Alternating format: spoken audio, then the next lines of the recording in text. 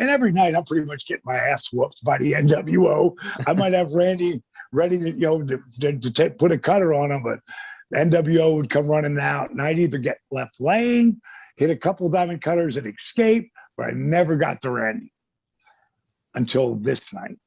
And this is the night before. And he says, Arn Anderson comes into the locker room and he says, so what do you want to do tonight, Randy? He's tying up his boots. He looks up and he goes, you think I want to take the diamond cutter? And he went right back to tying his boots up. And Arn looked at me and I looked at Arn. And back in the day, Arn had said that I was never going to be a top guy.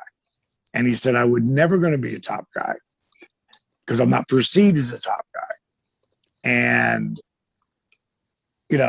unless, the only way you're going to become if Hogan, Sting, Flair, Luger, Macho, if one of those guys put you over, you can be a top guy.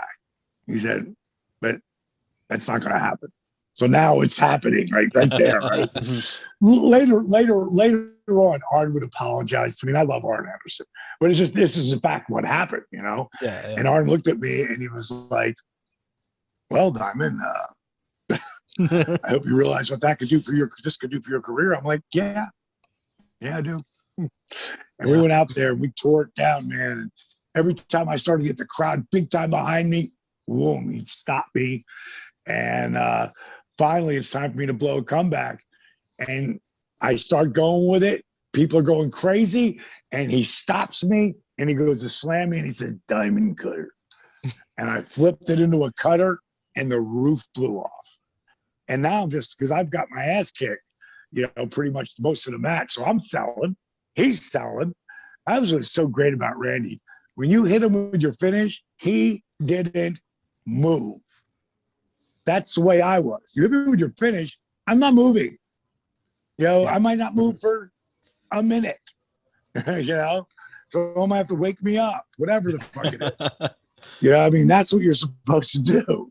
Yeah, totally agree. And I just laid there, and he laid there. And then it was a rumbling. And I just laid my arm across. And the whole building, 1, 2, 3, and they exploded. And it was Maxwell Smart. Get Smart used to have what they called the cone of silence.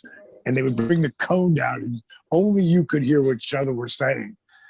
And it was so loud in there, I felt like the cone of silence came down over us. And I could hear him as he's looking up at the lights go, well, I guess we know what we're doing for Spring Stampede. And I was like, man, is that real? Is that really going to happen? And then it did, and again, like I said, it changed my life, man.